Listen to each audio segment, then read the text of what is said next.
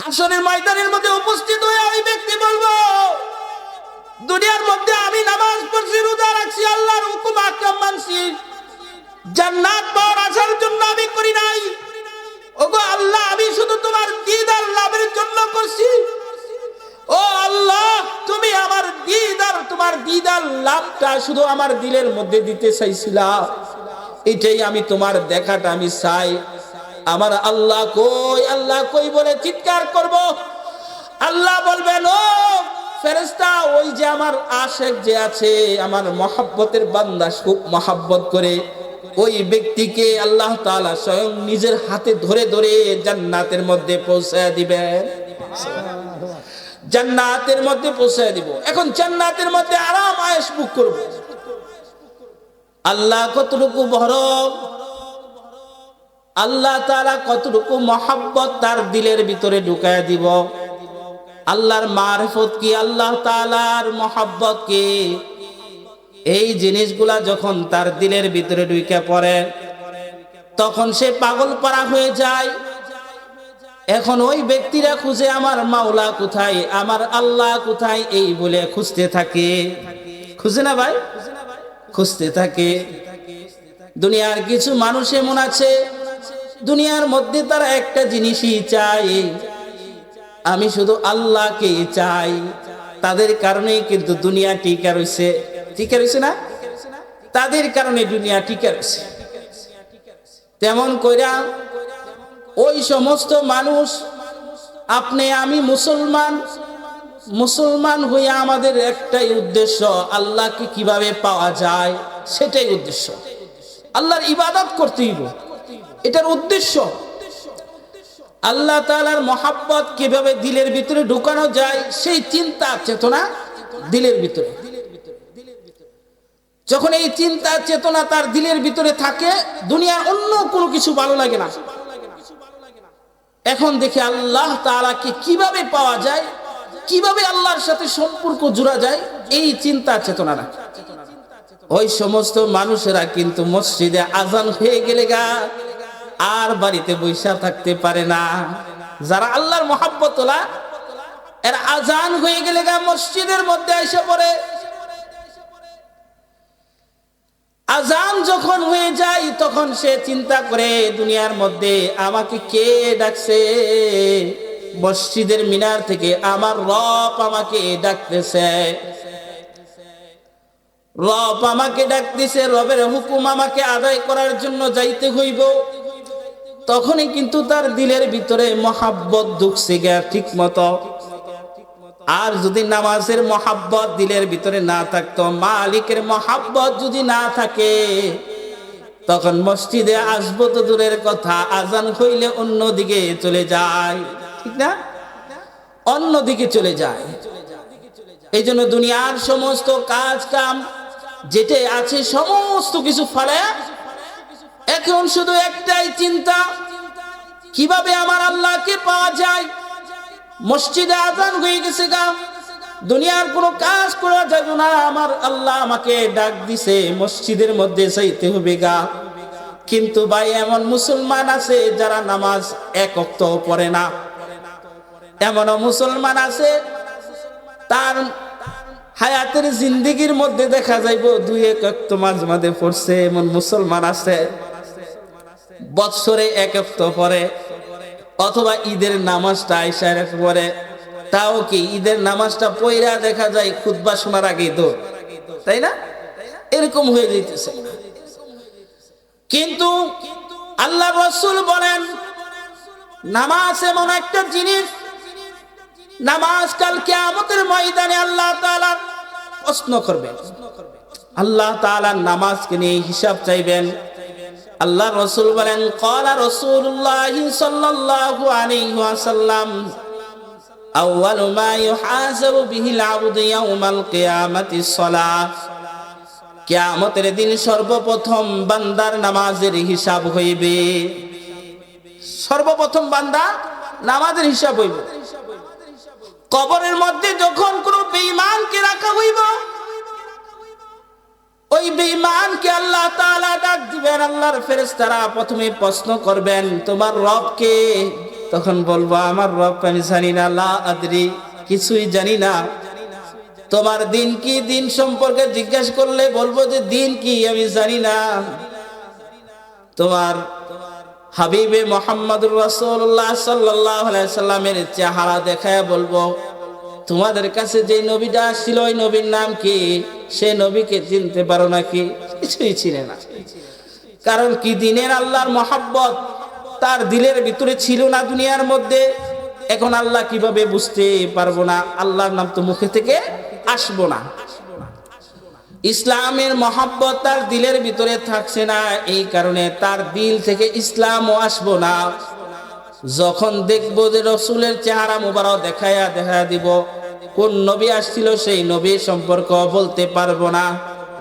তখন আল্লাহ তাআলার পক্ষ থেকে আওয়াজ আসবো, বলবো যে ও ফেরেশতারা সে সব কিছুই জানে, কিন্তু সে আমল করে নাই, নামাজের সময় হইছে নামাজ পড়ে নাই।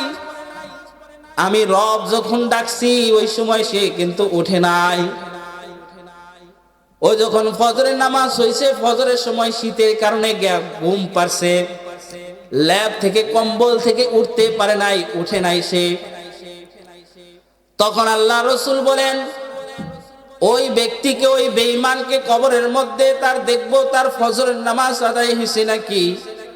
দেখবো যে না না, তার ফজরের নামাজ আদায় হয় নাই। ফজরের নামাজ না আদায় করার কারণে আল্লাহর রসুল বলেন তার কবরের মধ্যে একটা সাপ থাকবো। সেই সাপটা হলো কতটুকু বড়ত্ব? হাবিবে কিবরিয়া মুহাম্মদুর রাসূলুল্লাহ বলেন একটা মানুষ যদি সারা দিন যায়, সারা দিনের দূরত্ব যতটুকু আছে অতটুকু সে যদি যায়, তাহলে এই দূরত্ব শেষ পর্যন্ত যাইতে যাইতে যতটুকু দূরত্ব হইব অতটুকু সাপটা তার লম্বা হইব। এত বিশাল বড় একটা সাপ যখন থাকবো, সাপের বিষটা কেমন হবে?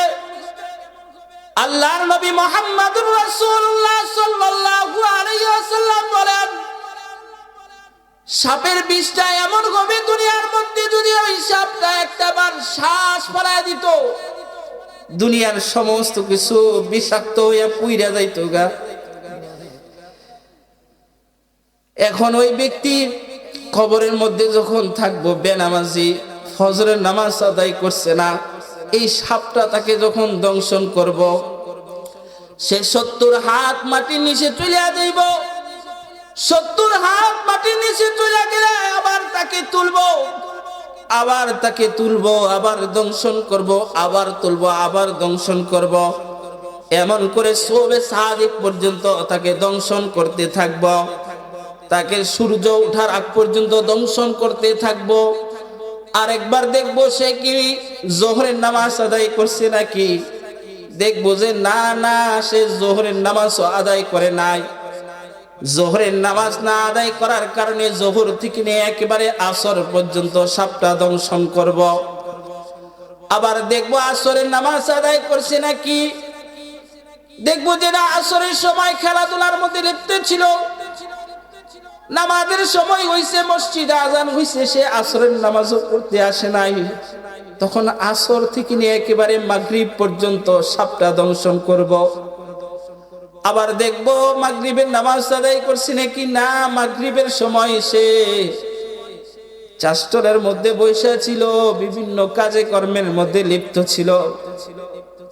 তখন সেই মাগরিব থেকে নিয়ে আবার তাকে এশা পর্যন্ত সাপটা দংশন করব। এশা পর্যন্ত যখন দংশন করব, তখন তাকে দেখা দেখা বলবো যে তুমি যে নামাজ পড়ো নাই, এখন এশার নামাজ পড়ছে নাকি। বলবো যে না না, এশার নামাজও সে আদায় করে নাই। এশার নামাজ না আদায় করার কারণে তাকে একেবারে ফজরের রক্ত হওয়ার আগ পর্যন্ত সাপটা দংশন করব। এই সাপটা যখন দংশন করব, চিৎকার করব এবং তার কবরের মধ্যে আগুন ধাউ ধাউ করে জ্বলব। কবরের মধ্যে আগুন জ্বলার পর কবরের সাথে জাহান্নামের সাথে একটা দরজা খুলে দিব। জাহান্নামের সাথে দরজা খুলে দিলে এখন সেই ব্যক্তি দেখবো যে জাহান্নামের মধ্যে কি আযাবগুলা হইতেছে। এই আযাবগুলা দেখে সে আরো ভয়ানক অবস্থা হয়ে যাবে গা। আল্লাহর নবীজি বলেন, জাহান্নামের মধ্যে যখন মানুষকে নিক্ষেপ করা হইব, জাহান্নামের কেমন শাস্তি হবে। ওই জাহান্নামের মধ্যে 70,000 উপত্যকা আছে। এই 70,000 উপত্যকার মধ্যে 70,000 কক্ষ আছে। এই কক্ষগুলোর মধ্যে সাপ আছে। এই সাপগুলা যদি একবার কোনো মানুষকে যখন একবার কামড় দেয়, তখন তার সাপটা কামড় দেওয়ার সাথে সাথে একবার কামড় দেওয়ার কারণে 40 বছর পর্যন্ত তার বিষ লেগে থাকবো। এই বিষগুলা যখন লেগে থাকবো, তখন এমন চিৎকার করব, কান্নাকাটি করব জাহান্নামের মধ্যে। জাহান্নামের মধ্যে যেমন এমন কান্নাকাটি শুরু করব, চিৎকার করব, আর বলে আমার ক্ষুধা লাগছে বলে চিৎকার করব, ও আল্লাহ আমাকে কিছু খাবার দাও, আমি খাইতে চাই। তখন আল্লাহ রাব্বুল আলামিন বলবেন যে ওই 1000 বছর পর্যন্ত সে চিৎকার করতেছে, যাও তার জন্য জাকুম ফল নিয়ে যাও। জাকুম ফলটা যখন দিব, তার দেখবো না এটার মধ্যে কি আছে, কিছুই দেখবো না। এখন না দেখাই এটা সে যখন খায়া ফেলাইব, তার শরীরের অঙ্গ প্রত্যঙ্গের মধ্যে, রগের মধ্যে যখন এমন ভাবে কাটা ঢুইকা পড়বো, এখন সে মনে করবো গলার মধ্যে মনে হয় আটকে গেছে, পানি খাইতে হইব। পানি খাওয়ার জন্য আল্লাহর কাছে চিৎকার করব আর বলবো, আল্লাহ কি দিছো আমাকে খাওয়ার জন্য, আমি এখন এইগুলা কিছুই ভালো লাগতেছে না, একটু পানি দাও, পানি পানি বলে চিৎকার করব। তখন ফেরেশতারা বলেন, ফেরেশতাদেরকে আল্লাহ বলবেন, যাও একটু পানি নিয়ে যাও। তার কাছে যখন পানি নিয়ে যাইব, এই পানিটা দেখে সে কাছে আসবার না করব, না না এই পানিটা তোমরা আমার সামনে আইনো না। তারপর যখন জোর কইরা তার সামনে নিয়ে আসব, এখন দেখবো যে সামনে নিয়ে আসার কারণে তার মুখের সামনে যখন আনবো, তার এদিকের চামড়াগুলো খইসা ওই পাত্রের মধ্যে পড়ে যাইব। এখন ওই ব্যক্তি চিৎকার করব আর বলবো, না না আমি পানি খাবো না। তারপর জোর করে যখন তাকে পানি পান করা দিব, এখন এই পানিটা যখন পান করব, তার পেটের ভিতরে ঢুকবো সেদিক দিয়া, ওদিক দিয়া ঢুকার সাথে সাথে তার পেটের নাড়ি বুড়ি সমস্ত কিছু পিছনের রাস্তা দিয়া বাইর হয়ে যাব। এখন এই কারণে সে চিৎকার করব, আযাব সহ্য করতে পারতেছে না। ফেরেশতারা তারা ধুইরা সুন্দর করে নেয়রা ওই যে ঝর্ণা আছে জাহান্নামের মধ্যে, জাহান্নামের পচা মরক্ত গুলা, দুর্গন্ধ ময়লা গুলা যে বাহির হয়, যেদিক দা পানি গুলা বাহির হয়, ওই জায়গায় নিয়ে যাইব, নিয়ে এদিক দা তাকে ঘুরাইব। ওই ঘুরানোর সাথে সাথে তার শরীরের মধ্যে আরো যে চামড়া গুলো ছিল, সমস্ত চামড়া গুলো সব খইসা পড়ে যাইব গা। এখন এই চামড়া গুলো তার পিছনে পিছনে এমন ভাবে থাকবো, একটা বস্তার মধ্যে যদি অনেক কিছু বইরা মানুষে মাটি দিয়া যদি আনতে চাই, শেষরা যেমন করে আনে, দড়িটা টাইনা টাইনা আনে, তার পিছনের এমন ভাবে দড়ির মতো টাইনা টাইনা আসবো। এই টাইনা টাইনা যখন আসবো, তখন সে চিৎকার করব, জাহান্নামের আযাব এরকম হবে। এই জন্য দোস্ত, জাহান্নামের আযাব কি সহ্য করার মতন? বলেন সহ্য করতে পারবেন? সহ্য করা যাইব না। এজন্য নামাজ কি কয় ওয়াক্ত পড়া লাগবো? শুধু জুমার দিন, জুমার দিন, কথা বলেন, জুমার দিন, শুধু জুমার দিনই নামাজ না, 5 ওয়াক্ত নামাজ। আল্লাহ কয় ওয়াক্ত নামাজ ফরজ করছেন? জুড়ে বলেন কয় ওয়াক্ত? 5 ওয়াক্ত নামাজ ফরজ করছে। আল্লাহ তাআলা বলেন, এই যে নামাজটা আল্লাহ তাআলা দিবেন, ইন্না সলাতা তানহা আনিল ফাহশাই ওয়াল মুনকার। এখন এই নামাজটা যেই ব্যক্তি পড়বো, এখন নামাজ যেই ব্যক্তি পড়বো, তার সমস্ত গুনাহ থেকে সে হেফাজত থাকতে পারবো। নামাজ পড়লে সমস্ত গুনাহ থেকে হেফাজত থাকতে পারবো। এই জন্য নামাজ পড়তেই বয়সেরা আর নামাজ পড়লে কি লাভ হইব? আল্লাহ রসুল বলেন, যখন কোনো ঈমানওয়ালাকে কবরের মধ্যে নিব, ঈমানওয়ালা তো নামাজিওয়ালা ছিল, কবরের মধ্যে নেওয়ার পর ফেরেশতারা যখন তাকে প্রশ্ন করব আর বলবো, হাই দুনিয়ার মধ্যে তুমি কি করছো? এখন তাকে প্রশ্ন করব, মান রব্বুকা, তোমার রব কে? মালিকের পক্ষে থেকে আওয়াজ আসবেন আর বলবেন, এই ফেরেশতারা কাকে প্রশ্ন করো? সে তো সব কিছুই জানে, তার রব যে আমি, তার নবী যে মুহাম্মদুর রাসূলুল্লাহ, তার ধর্ম হইল ইসলাম। সব জব অটোমেটিক চলে আসবে। এখন ওই ব্যক্তি যখন, ঈমানওয়ালা ব্যক্তি, নামাজিওয়ালা ব্যক্তি যখন কবরের মধ্যে থাকবো, কবরের মধ্যে থাকার পরে ফেরেশতা আসবো, একজন জান্নাতি হুর আসবো তার সামনে। এই জান্নাতি হুর দেখে বলবো, হাই হাই তুমি কে? তোমাকে তো আমি চিনতে পারলাম না, তোমার এত সুন্দর চেহারা আমি দেখতে পারলাম না, কোথায় থেকে আসলা? বলবো, তোমার একাকিত্ব দূর করার জন্য আল্লাহ পাঠাইছে, তোমার একাকিত্ব দূর করার জন্য, তোমার সাথে বসার জন্য পাঠাইছে। এখন তোমার পাশে আমি বসতে চাই। বলে, তাহলে বসো। বসার পরে দেখবো হুরের গলার মধ্যে একটা পুতির মালা। মালাটা দেখে বলবো, ও হুর, তোমার গলার মধ্যে যে একটা পুতির মালা আছে, সেই মালাটা কেমন একটু ধইরা দেখতে পারি? কই ধইরা দেখো, কোনো সমস্যা নাই। যখন এই মালাটা ধরবো, মালাটা যাইবো গা সিরা, তখন বলবো, হায় আফসোস হুর, আমি কি করলাম? তোমার মালাটা আমি সিরা ফেলাইলাম। বলবো যে, না না, কোনো সমস্যা নাই, মালা ছিঁড়ছো তাতে কি হয়েছে?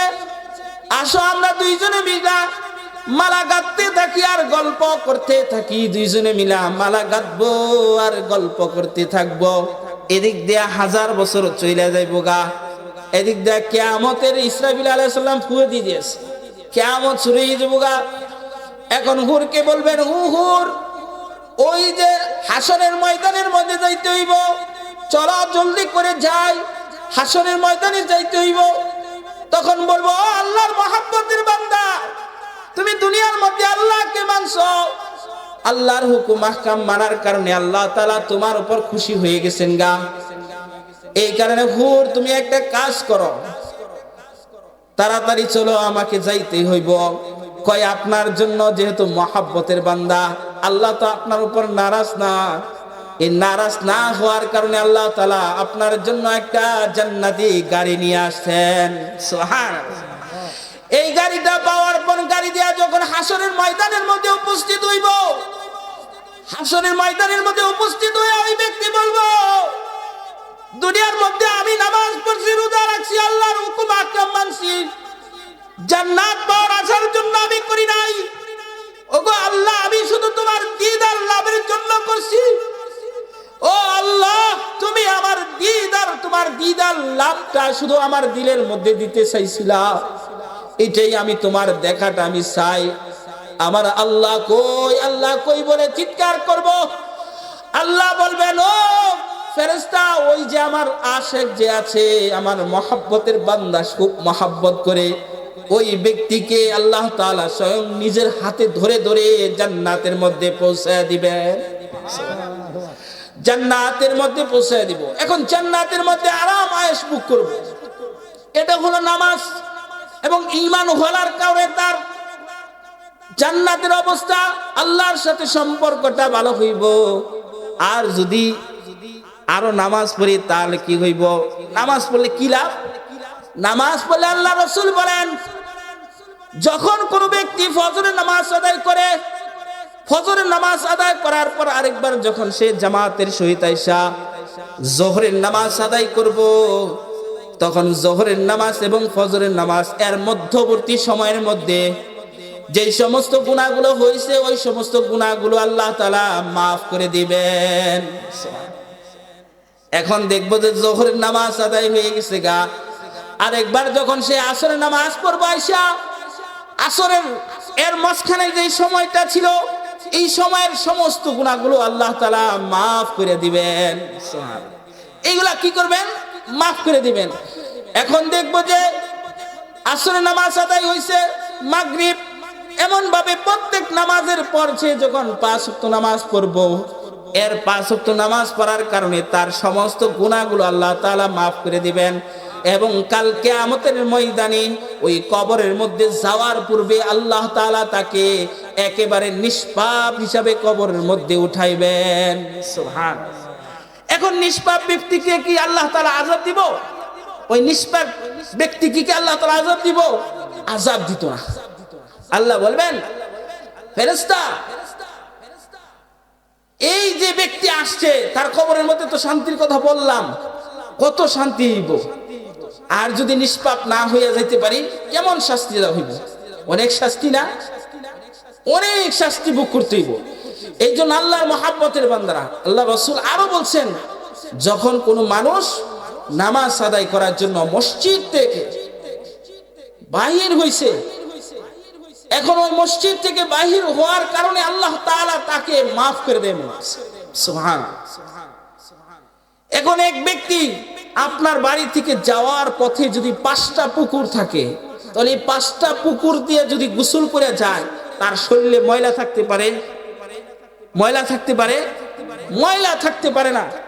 আল্লাহ রাসূল বলেন, যখন কোন ঈমানওয়ালা 5 ওয়াক্ত নামাজ আদায় করে, 5 ওয়াক্ত নামাজ আদায় করার কারণে আল্লাহ তাআলা তার শরীরের সমস্ত গুনাহ খাতাকে আল্লাহ তাআলা মাফ করে দেন।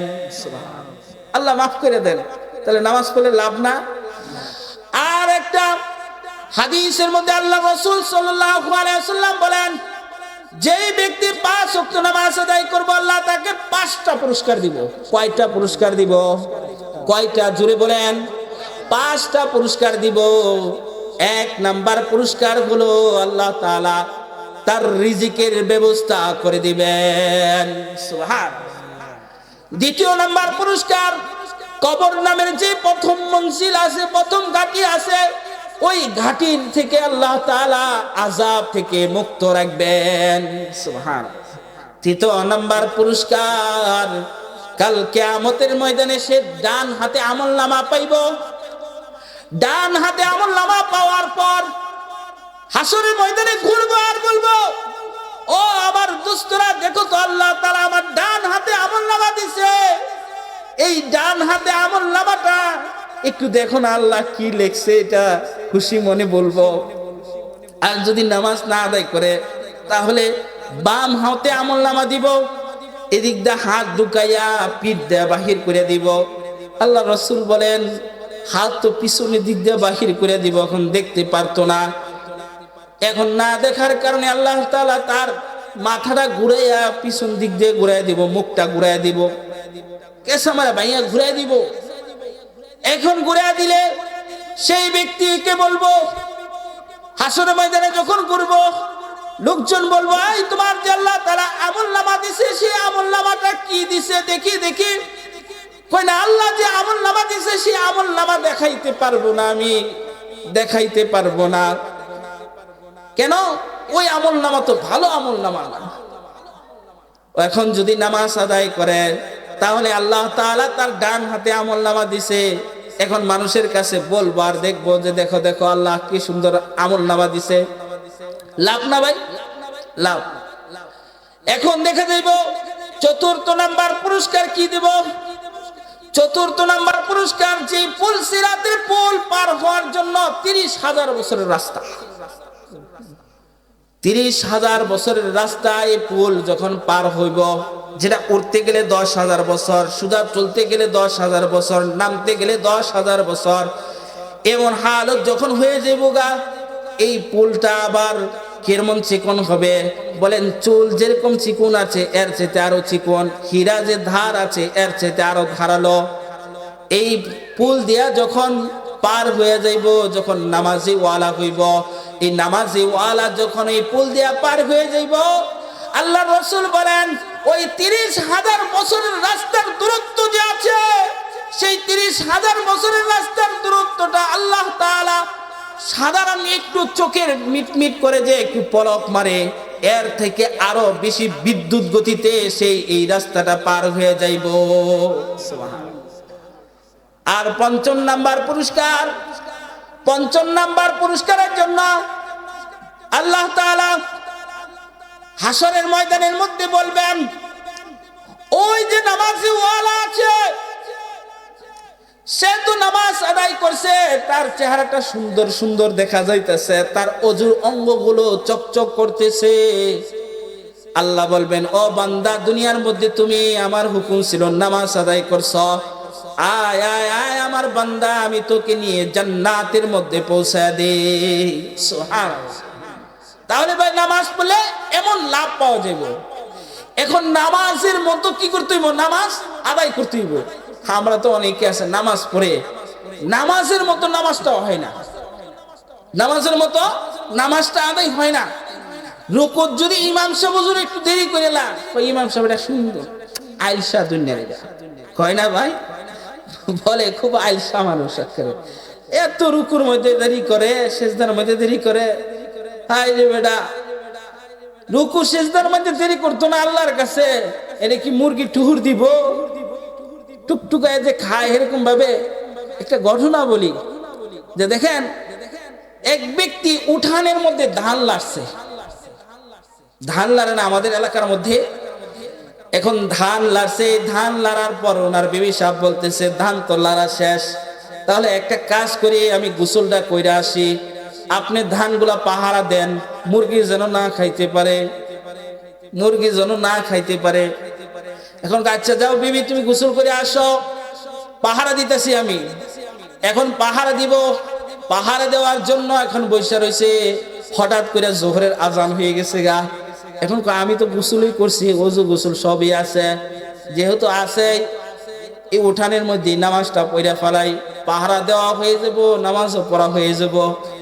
এখন ওই ব্যক্তি নামাজের মধ্যে আল্লাহু আকবার বলে খাড়াইছে, আল্লাহু আকবার বলে যখন খাড়াইছে, সানাটাও পড়ছে, সূরা ফাতিহা যখন বলবো, ওই সময় দেখে ধান খাওয়ার জন্য মুরগি আইসা পড়ছে। ধান খাওয়ার জন্য যখন মুরগি আইসা পড়ছে, মুরব্বি চিন্তা করতেছে, হায় হায় আমার ধান খেয়ে বেড়াইতেছে, আমি এখন কি করব?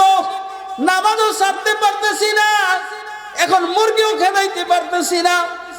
এখন এই মুরব্বি সূরার সাথে আরেকটা সূরা মিলাইবো, সূরা ফাতিহার সাথে আরেকটা সূরা মিলাই হেরার সাথে সাথে রুকুর মধ্যে চলে গেছে গা। রুকুর মধ্যে যাওয়ার পর সুবহানা রাব্বিয়াল আযীম কয় নাকি, কি বলে বলেন তো? সুবহানা রাব্বিয়াল আযীম বলে।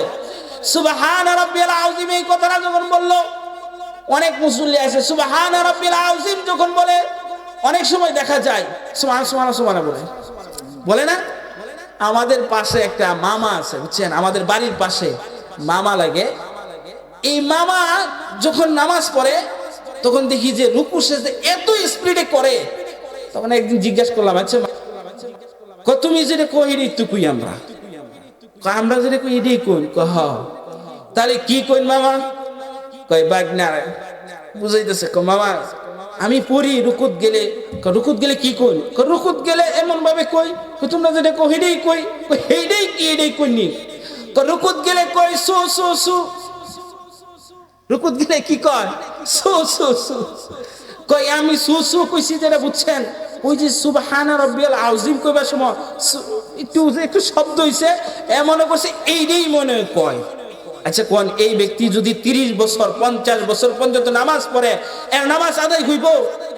নামাজ আদায় হইল? সঠিক মতো আদায় হইল না। এখন এমন ব্যক্তি অনেক আছে, দেখা যায় নামাজ পারেই না, নামাজ সম্পর্কে খুব অজ্ঞ, নামাজ পড়তেই পারে না, এই অবস্থার মধ্যে আছে। তো ওই যে মুরব্বি কি করছে, ধান লাড়া দিছে, মুরগি খাই বেড়ায় পড়ছে, সূরা আরেকটা মিলাইছে, সূরা আরেকটা মিলানোর পর সাথে সাথে কি করলো, বলতেছে রুকুত গেল গা। রুকু থেকে উঠবার সময় আমরা কি বলি? সামি আল্লাহু লিমান হামিদা, এটা বলি না? মুরব্বি সুন্দর করে কয় সামি আল্লাহু লিমান হামিদা, জোরে চিৎকার করে বলছে যেন মুরগি জাগা, মানে হামিদা মুরগি জাগ। ওই ব্যক্তির নামাজ কি, নামাজের মধ্যে কি মন ছিল? তা নামাজের মধ্যে মন ছিল, মনটা নামাজের মধ্যে ছিল না।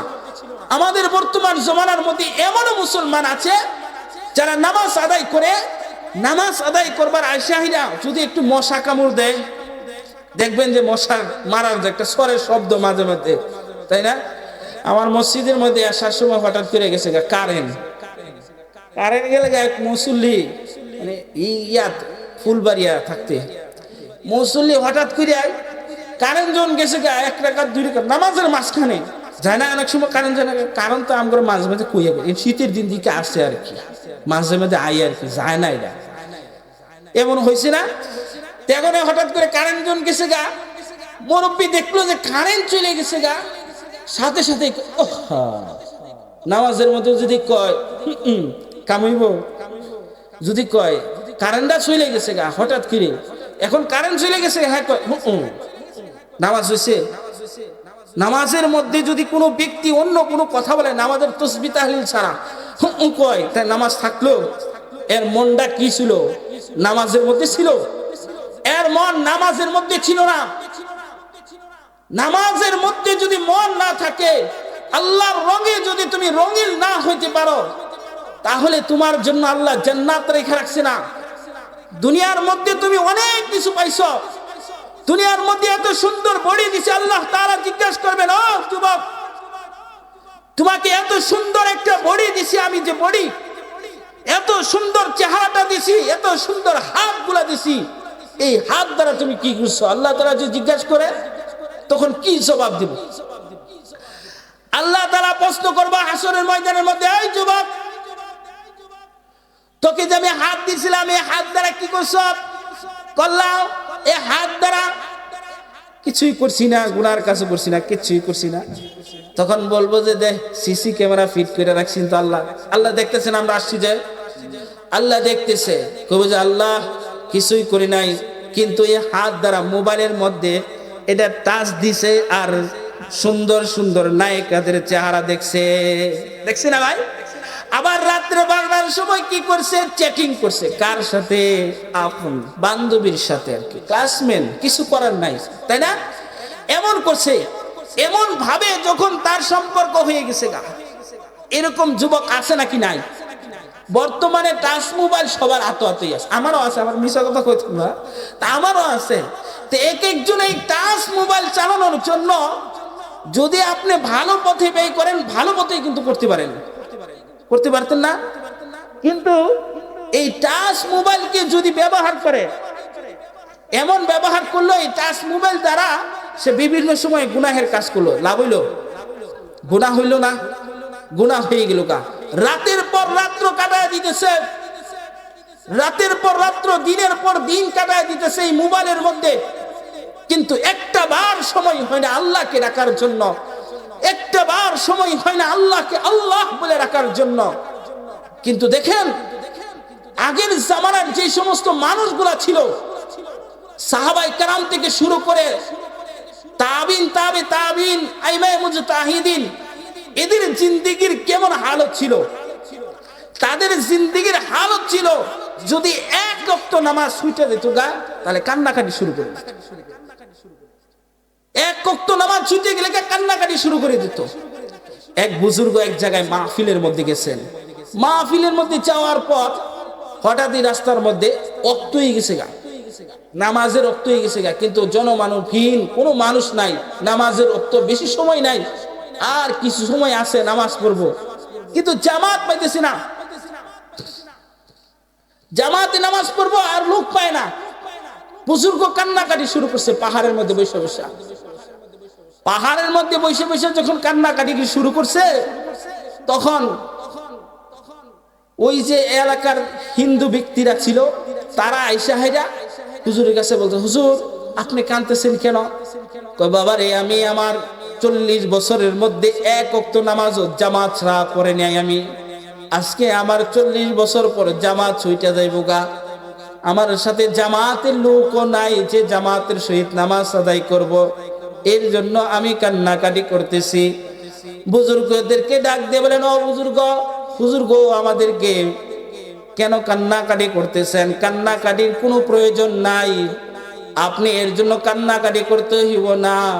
আমরা 5 জন মানুষ আছি আপনার সাথে, এখনই কালিমা পয়রা মুসলমান হয়ে যাইতেছি, মুসলমান হইয়া আপনার সাথে জামাতের সহিত নামাজ আদায় করব। আল্লাহু আকবার। এটা ছিল তাদের জিন্দেগীর হালত। ওমর ইবনে আব্দুল আজিজ রাহমাতুল্লাহি আলাইহি ওনার হালত কেমন ছিল? ওনার হালত দেখলে দেখা যায় যে মাঝে মাঝে উনি নামাজের মধ্যে চিল্লাফেলা কান্নাকাটি করতেন, এত জোরে কান্নাকাটি করতেন বলার বাহিরে। ইমাম জয়নুল আবেদিন নামে একজন ব্যক্তি ছিল, উনি যখন ওযু করতেন, ওযু করে যখন ঘরের মধ্যে ঢুকতেন তখন উনি কান্নাকাটি শুরু করতেন। ওনার বিবি বলতেন, কি ব্যাপার, আপনি কান্নাকাটি করেন কেন? আপনি কিসের জন্য কান্নাকাটি করেন? করে আমি কান্নাকাটি এর জন্য করতেছি যে আমি এখন যার সামনে দাঁড়াইব সে তো এই রাজা, সমস্ত পৃথিবীর মালিক, আসমানের মালিক, জমিনের মালিক। এই জমিনের মালিকের কাছে আমি যে খাড়াইব, হাতটা বাঁধবো, এখন আমি যে কেরাত গুলা পড়বো, আমি যে তার সাথে কথা বলবো, এখন কোন সময় আমার কথাগুলো আল্লাহকে শুনবো নাকি, এই চিন্তা করতেন। এই চিন্তা করতে করতে তাদের কান্না চলে আসতো। হাজরিন, আমাদের সেই কান্নাটা আসে না। এই কান্নার জিনিসটা চলে গেছে আমাদের থেকে।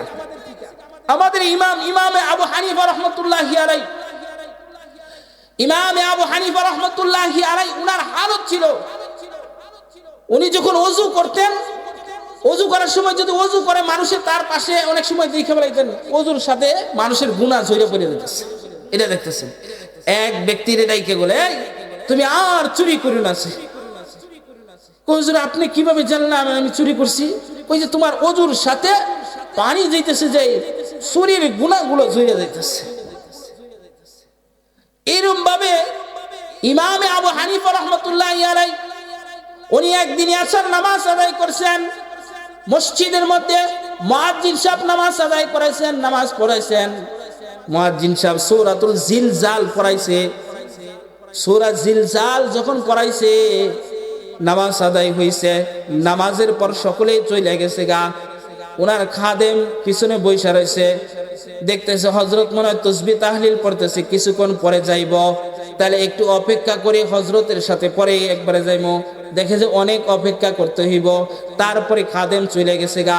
খাদেম চলে যাওয়ার পর আবার যখন মসজিদে ফজর আজান দেওয়ার জন্য আসবো, ফজর আজান দেওয়ার জন্য যখন আসছে, আয়েশা দেখে ইমামে আবু হানিফা রাহমাতুল্লাহি আলাইহি দুইটা হাত তুলে কাঁদতেছে আর বলতেছে, ওগো আল্লাহ, তুমি যে বলছো ফামান ইয়ামাল মিসকালা যাররাতিন খায়রান ইয়ারা ওয়া মান ইয়ামাল মিসকালা যাররাতিন শাররান ইয়ারা, প্রত্যেকটা যাররা যাররা পরিমাণের জন্য তোমার কাছে হিসাব দিতে হইব। প্রত্যেকটা যাররা যাররা পরিমাণের যে আমলটা করব সেই আমলের জন্য তুমি তার প্রতিদানও দিবা, গুনাহ ধরবা, সব কিছুই যে ধরবা।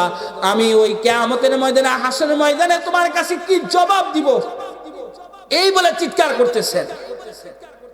আমিরুল মুমিনিন ওমর ইবনে আব্দুল আজিজ রাহমাতুল্লাহি আলাইহি উনি একজন আমির ছিলেন, এই দেশটাকে শাসন করছেন। ওই উমর ইবনে আব্দুল আজিজ রাহমাতুল্লাহি আলাইহি উনি ঘরের মধ্যে ঢুকছেন। ঘরের মধ্যে ঢুকে আচমকাই কান্নাকাটি শুরু করছে। এমন কান্নাকাটি করতেছে, উনার কান্না দেখে বিবি সব কান্নাকাটি করতেছে, উনার সন্তানরা কান্নাকাটি করতেছে, উনার ঘরের মধ্যে আরো যারা ছিল সবাই কান্নাকাটি শুরু করছে। এখন বলতেছেন, ওগো আমিরুল মুমিনিন, আপনি কিসের জন্য কাঁদতেছেন সেটা তো বললেন না। ওমর ইবনে আব্দুল আজিজ রাহমাতুল্লাহি আলাইহি ডাক দিয়া বলেন, বিবিরে আমি এর জন্য কাঁদতেছি। কিসের জন্য জানো নাকি? ওই যে হাসরের ময়দানে আল্লাহ তাআলার সামনে যে দাঁড়াইতে হইব, আল্লাহ যদি বলেন, ওই ওমর ইবনে আব্দুল আজিজ, তুমি দুনিয়ার মধ্যে থেকে কি করছো, কি জবাবটা আমি দিব, এই জবাবের কারণে আমি কান্নাকাটি করতেছি। এই বইলা ওই উমর ইবনে আব্দুল আজিজ রাহমাতুল্লাহি আলাইহি বলে আবার অজ্ঞান হয়ে গেছে। এমন তাদের কান্না ছিল, কান্নার অজস্র ধার ছিল। কিন্তু আমাদের ভিতরে কান্না নাই। আমরা মাহফিলে আসছি, এখানে দেখা যাবে হাসির ভাগ বেশিরভাগ। অথচ আল্লাহ রাসূল সাল্লাল্লাহু আলাইহি ওয়াসাল্লাম বলেছেন, যখন কোন মানুষ জাহান্নামের ভয়ে, আল্লাহ তাআলার ভয়ে যদি একটু চোখের এক ফোঁটা চোখের পানি ফেলায়, এই এক ফোঁটা চোখের পানির কারণে সেই ব্যক্তি জাহান্নামের আগুন থেকে হেফাজত হয়ে যাব। সুবহানাল্লাহ। তা আমাদের কান্নার জিনিস নাই। নবী আলাইহিস সালাম রাতের পর রাত্র কাটায় দিছে, নামাজ পড়তে পড়তে কাটায় দিছে, আল্লাহর কাছে দোয়া করতে করতে কাটায় দিছে। হযরত আবু বকর সিদ্দিক রাদিয়াল্লাহু তাআলা আনহু, উনি এমন অবস্থা ছিল যে উনি রাত্রের বেলা এমন কান্নাকাটি করতেন, কান্নার কারণে উনার চক্ষু দিয়ে কালো হয়ে গেছে গা, কালো হয়ে গেছে গা। হযরত ওমর ইবনে খাত্তাব রাদিয়াল্লাহু তাআলা আনহু, ওমর রাদিয়াল্লাহু তাআলা আনহুর চোখের এই দিক দিয়ে কালো হয়ে গেছে গা। এখন ওমর রাদিয়াল্লাহু তাআলা আনহু এই সমস্ত জিনিস দেখা একজন ব্যক্তি এসে বলে, ওগো আমিরুল মুমিনিন, আপনার যে চোখে কালো হয়ে গেছে গা, আপনি তো জমানার বাদশাহ, আমিরুল মুমিনিন, এর জন্য একটু ওষুধ ব্যবহার করেন, দাগগুলা সইলে যাবো গা। তখন ওই ব্যক্তিকে ডাক দিয়া বলে, কাল কিয়ামতের ময়দানে আমি ওমরকে যখন আল্লাহ প্রশ্ন করব, ও ওমর, তুমি দুনিয়ার মধ্যে থেকে কি করছো, আমার জন্য কি করতে পারছিলা? তখন আল্লাহর কাছে বলবো, আল্লাহ দেখো ওই যে চোখের কালা দাগগুলা আছে, এই দাগগুলা দেখায়া আমি আল্লাহর কাছে মাফ চাইব। এদের চাহনি এতটুকু ছিল, কিন্তু আমাদের ভিতরে এতটুকু চাহনি নাই। দুনিয়ার খেল তামাশা সমস্ত দিক থেকে কি চলে আসছে। এখন এই মাহফিলের মধ্যে আসছি আমরা কয়েকটা মানুষ, অথচ এই মানুষগুলা যে এলাকার মধ্যে কি কম আছে? মনে হয় না কম নাই। এই যে বাজার হয়েছে মনে হয়, হ্যাঁ বাজার আছে, এই যে বাজারের মধ্যে যাইবেন কে দেখবেন হাজার হাজার মানুষ, হাজার অনেক মানুষ, 100-200 মানুষের কমপক্ষে নাকি। এই যে মানুষগুলো আছে, এই মানুষগুলো বাজারের মধ্যে থাকতে পারতেছে, কিন্তু এই প্যান্ডেলের ভিতরে আসতে পারে নাই, কারণ আল্লাহ তাআলা তাদের অন্তরের মধ্যে মোহর মেরে দিছে। তাদের অন্য কিছু ভালো না। আজকের এই মাহফিলের দিনেও ব্যবসা করতে হইব, ব্যবসা প্রধান, আমার দুনিয়া আমার প্রধান, এটা দুনিয়া প্রাধান্য দিয়ে দিছে এখানে। অথচ আল্লাহ তাআলা বলেন, দুনিয়ার মধ্যে যা কিছুই করেন, দুনিয়ার মধ্যে যা কিছুই করেন, এত টাকা পয়সা অর্থ করি ধন সম্পদ আপনি যা কিছুই করলেন, এগুলো কি আপনার সাথে যাইবো? বলেন সাথে যাইবো? এইগুলো অর্থ কইরা যদি এইগুলা সুন্দর করে কোন, ও আজরাইল, আমি তো অমুক ধনী ব্যক্তি ছিলাম, আমি তো ওই আওয়ামী লীগের নেতা ছিলাম, আমি তো ওই বিএনপির নেতা ছিলাম, আমি তো সেই জাতীয় পার্টির নেতা ছিলাম, আমি সেই জামাতে ইসলামের নেতা ছিলাম, আমি অমুক পার্টির নেতা ছিলাম, এখন একটা কাজ করো, আমি তোমাকে এতটুকু টাকা দিতেছি আর হুমকি দিয়ে দিতেছি, যাও আমাকে তুমি ছেড়ে দাও। জান কবজ করতো না, না কবজ করবো না? তখন কি করব? নেতা ছিলা, নেতার খেতা শেষ করে দিব ওই সময়, তাই না? পাওয়ার ছুটে দিব, পাওয়ার পাওয়ার। কাল কিয়ামতের ময়দানে ধরবেন আর বলবেন, ওই নেতা নেতাগিরি করে কি করছো? আল্লাহর কাছে বলবো, আল্লাহ সমাজের মধ্যে আমি নেতা হইছিলাম, এমন নেতা হইছি যে তোমাদের সমাজের মধ্যে মানুষগুলো সুন্দর করে বসবাস করতে পারে, মানুষের সেবা করছি, জনসেবা করছি, আমি এমপি হইছিলাম, জনসেবা করছি, আমি মেম্বার হইছিলাম, চেয়ারম্যান হইছিলাম, আমি জনসেবা করছি, বিভিন্ন কিছু করছি। এটা বলবো, আল্লাহ কইব, না না, তুমি এই জনসেবাগুলা তোমার জন্য তুমি করো নাই, এগুলা তুমি করছো। মানুষই তোমাকে বড় নেতা বলবো, মানুষই তোমাকে এমপি বলবো, চেয়ারম্যান বলবো, এই বইলে না তুমি এই সমস্ত কিছু করছো। এখন তো তুমি পদ পদবি পায়ে ফেলাইছো, যাও যাও জাহান্নামে যাও, জাহান্নাম। তখন জাহান্নামে নিবে আর বলবো, বড় বড় আওয়াজ দিয়ে যে উলামায়ে কেরামের বিরুদ্ধে কথা বলতে, সেই জবানটা কাইটা ফেলাইবো আল্লাহ তাআলা। কোরআনের বিরুদ্ধে যে কথা বলতো, সেই কোরআনের বিরুদ্ধে কথা বলার কারণে আজকে তার সেই জবানটা কাইটা ফেলাইবো আর বলবো, আজকে তোমার আওয়াজ কোথায়, আওয়াজ কোথায়? যখন মৃত্যু হয়ে যায়, মানুষের মাথার এই জায়গায় একটা বান দেয়, মাঝখানে একটা বান দেয়, এই পাওয়ার গুড়ালির মধ্যে যখন বান দেয়, তখন আল্লাহ তাআলা ডাক দিয়া বলেন, ও ফেরেশতা দেখতো তার কথাগুলো আজকে কই গেছে। দেখায় দেখায় বলে, তোর হাতের জোর কই? এই হাত দ্বারা যে বিভিন্ন সময় বিভিন্ন কাজগুলা করতে, এইগুলা কোথায়? এগুলা কাজ কোথায়? জবান দ্বারা যে অনেক সময় বলতে অমুকের প্রতমুক, এইটা হিনে করে নেবে, আজকে সেই জবানটা কোথায়? এই জবানের মধ্যে তালা লাগায় দিব, ওই সময় কথা বলতে পারবো?